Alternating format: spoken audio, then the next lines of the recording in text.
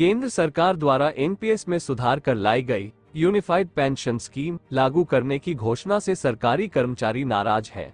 अधिकांश कर्मचारी संगठनों ने नई पेंशन योजना यूपीएस का विरोध किया है। कई संगठनों ने केंद्र सरकार का यूपीएस पर नोटिफिकेशन आने से पहले ही विरोध का बिगुल बजा दिया है। बड़े कर्मचारी संगठनों ने प्रधानमंत्री मोदी को पत्र लिखकर यूपीएस का विरोध जताया है।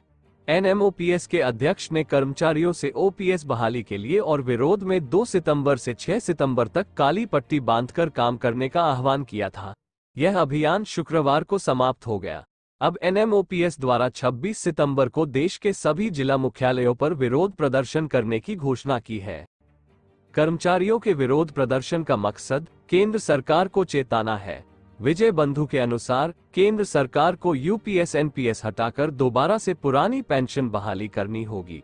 ओपीएस की मांग के लिए आंदोलन को तेज करने के मकसद से 15 सितंबर को दिल्ली में एनएमओपीएस की राष्ट्रीय कार्यकारिणी की बैठक होगी। एनएमओपीएस के राष्ट्रीय सचिव ने बताया, लगातार 5 दिन तक रेलवे सहित सरकारी कर्मचारियों व शिक्षकों ने पुरानी पेंशन बहाली के लिए काली पट्टी बांधकर काम किया है। कर्मचारी व शिक्षक वर्ग अपने अधिकार को लेकर रहेगा, उसके लिए उसे चाहे कितना भी संघर्ष क्यों न करना पड़े। सरकारी कर्मचारी संघर्ष से पीछे नहीं हटेंगे। संगठन के राष्ट्रीय सचिव ने कहा, पहली बार ऐसा हो रहा है कि देश का कोई भी कोना इस अभियान से अछूता नहीं रहा है।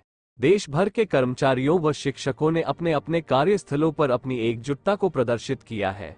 एनएमओपीएस के राष्ट्रीय उपाध्यक्ष वितेश खांडेकर ने कहा, अगर सरकार ने जल्द ही पुरानी पेंशन बहाल नहीं की तो विधानसभा चुनावों में वोट फॉर ओपीएस अभियान चलाकर पुरानी पेंशन बहाल कराई जाएगी।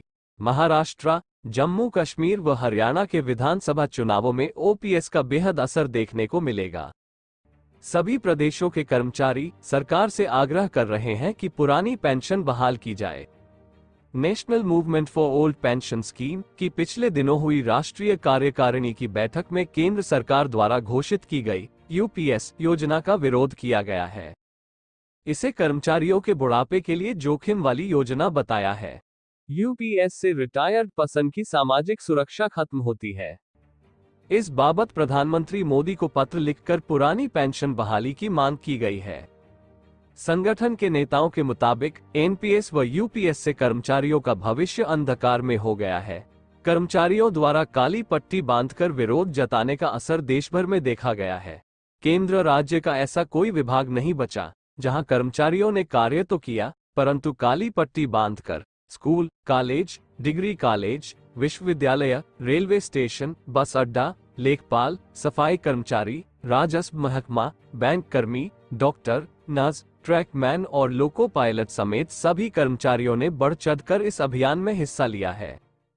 एनएमओपीएस के पदाधिकारियों का कहना है कि कर्मचारियों की एकजुटता ही इस आंदोलन की ताकत है, क्योंकि पेंशन की लड़ाई हर एक कर्मचारी की लड़ाई है। ओपीएस की मांग को लेकर देश का पूरा शिक्षक व कर्मचारी समुदाय एकजुट हो गया है। वे ओपीएस बहाली के लिए प्रतिबद्ध है। एनपीएस व यूपीएस दोनों ही छलावा है। पुरानी पेंशन ही सामाजिक सुरक्षा की मजबूत गारंटी है।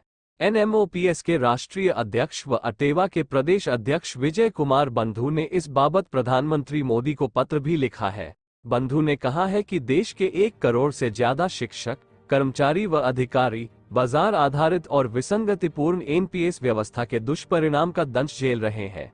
कर्मचारी अपनी सेवानिवृत्ति के बाद इस व्यवस्था में अपने जीवन के गुजर बसर के लिए परेशान है।